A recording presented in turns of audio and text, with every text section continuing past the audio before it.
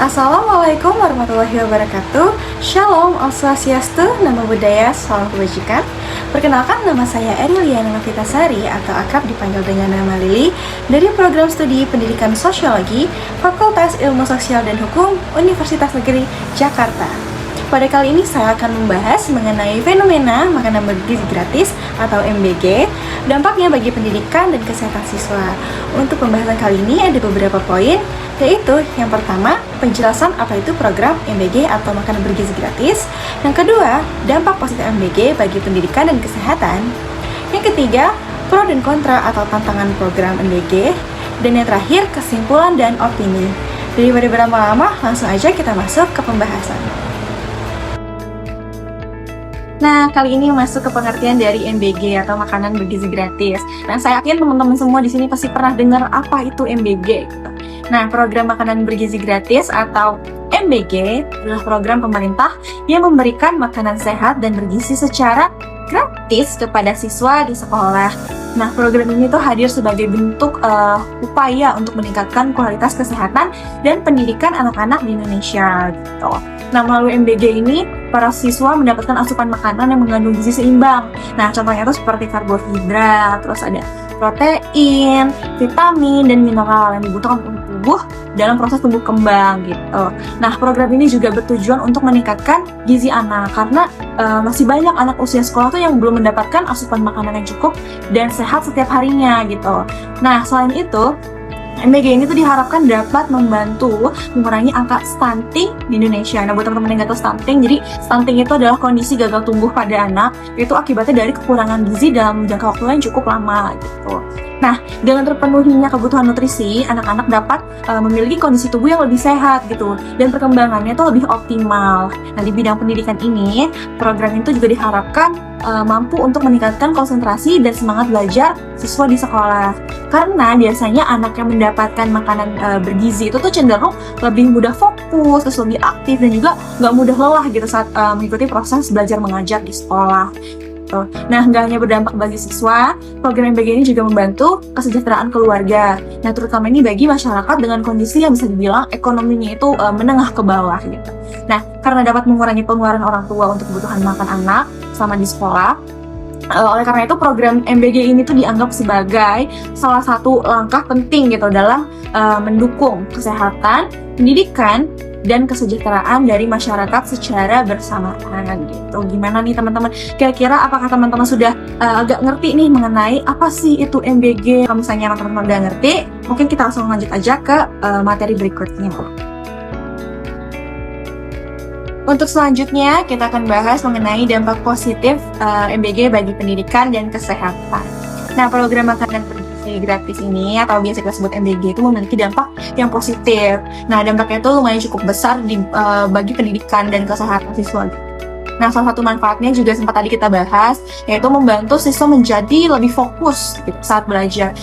Karena biasanya, kalau misalnya mereka nggak ngerasa lapar ngikutin pelajaran itu, mereka pasti biasanya lebih fokus. Nah, rasa lapar itu seringkali membuat siswa itu sulit berkonsentrasi, mudah lelah juga, dan kurang aktif saat belajar. Nah, dengan adanya makanan bergizi gratis di sekolah ini, energi dan kebutuhan nutrisi dari siswa itu dapat terpenuhi, jadi itu mereka lebih mudah ya mengikuti pembelajaran dengan lebih baik gitu. Nah, selain itu program ini juga dapat meningkatkan kehadiran siswa di sekolah. Kenapa sih bisa dibilang kayak gitu? Nah, karena tuh anak-anak biasanya jadi cenderung lebih semangat datang dan ngikutin kegiatan belajar di setiap harinya gitu. Kayak ngerasa besok kita makan apa ya dari MBG kayak gitu. Nah, program MBG ini juga sangat membantu siswa yang berasal dari keluarga yang kurang mampu. Ini juga kita bahas di materi tadi. Jadi nggak semua orang tua itu mampu menyediakan makanan sehat dan bergizi setiap hari untuk anak-anak mereka.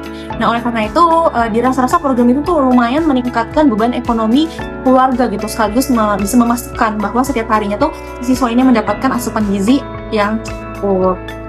Nah, gizi yang baik itu sangat penting bagi perkembangan otak anak. Kenapa bisa dibilang kayak gitu? Karena nutrisi yang cukup itu bisa meningkatkan daya pikir, terus bisa meningkatkan juga kemampuan memahami pembelajaran, serta prestasi akademik siswa ini di sekolah. gitu.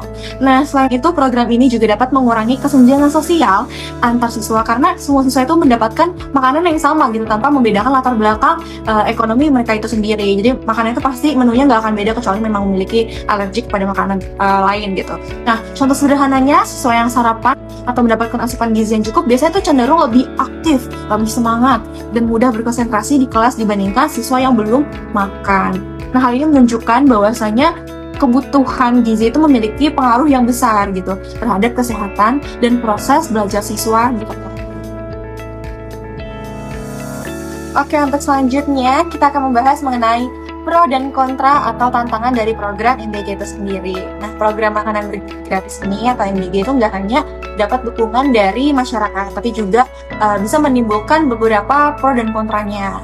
Nah, salah satu kritik yang sering dibahas dan sering kita temui mungkin di media sosial atau di perbincangan biasa gitu adalah besarnya anggaran yang dibutuhkan untuk menjalankan program ini di seluruh Indonesia.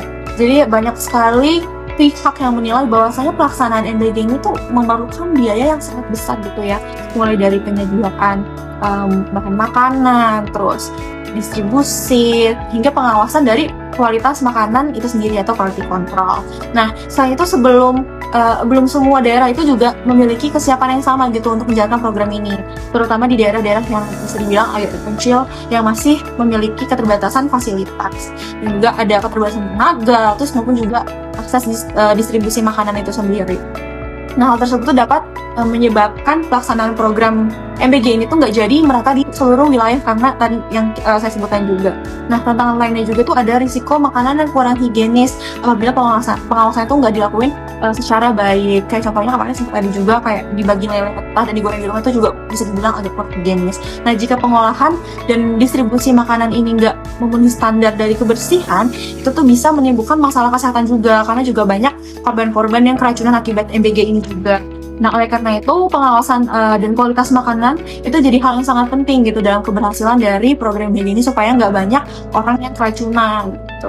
Selain itu juga ada juga pendapat kayak bahwasanya dana pendidikan itu harusnya lebih difokusin gitu kepada perbaikan fasilitas sekolah, kayak penyediaan sarana belajar atau peningkatan kualitas guru agar pendidikan di Indonesia itu dapat berkembang secara lebih maksimal gitu. Nah, di sisi lain juga banyak masyarakat yang tetap mendukung sama program MBG ini karena dianggap bisa mampu gitu membantu siswa.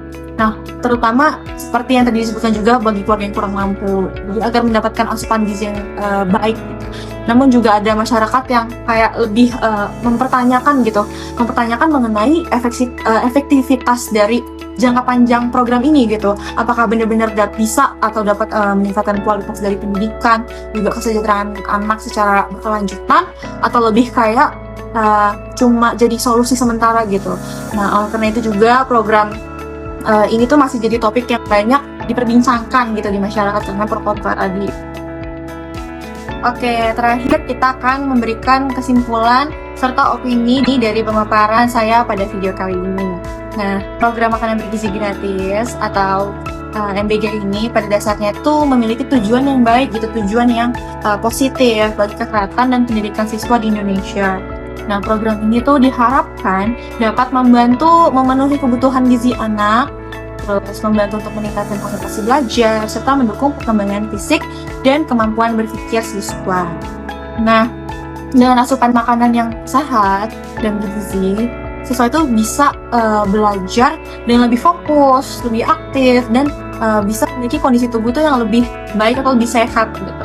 Nah, selain itu juga program ini dapat membantu mengurangi angka stunting dan meringankan beban keluarga, terutama pada keluarga atau masyarakat yang bisa dibilang kurang mampu.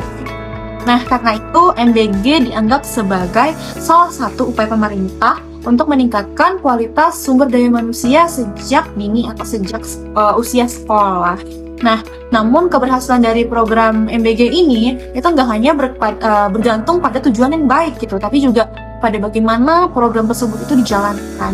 Nah, pengawasan yang sangat ketat itu tuh sangat diperlukan gitu, supaya kualitas dan kebersihan makanannya itu tetap terjamin sehingga aman untuk dikonsumsi oleh siswa-siswa di Indonesia. Nah, pemerataan pelaksanaan itu juga jadi hal yang terpenting karena supaya seluruh daerah di Indonesia tuh bisa merasakan yang namanya program MBG gitu, meskipun berada di tempat yang bisa dibilang jauh dari kota.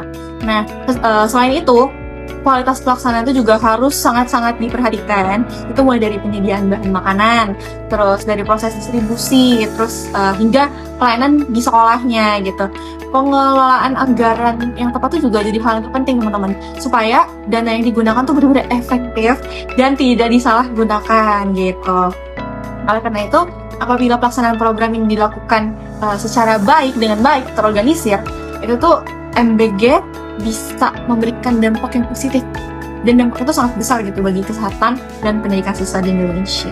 Yang terakhir, ini pertanyaan, kira-kira menurut kalian nih, apakah program MBG ini benar-benar bisa meningkatkan kualitas pendidikan di Indonesia atau justru malah menimbulkan tantangan baru? Buat teman-teman, coba boleh di komen jawaban dan pendapat teman-teman.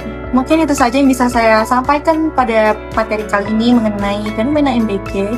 Semoga teman-teman bisa mendapatkan ilmu baru dan nanti berguna di masa depan nanti. Saya Riliana, terima kasih. Wassalamualaikum warahmatullahi wabarakatuh. Sampai jumpa.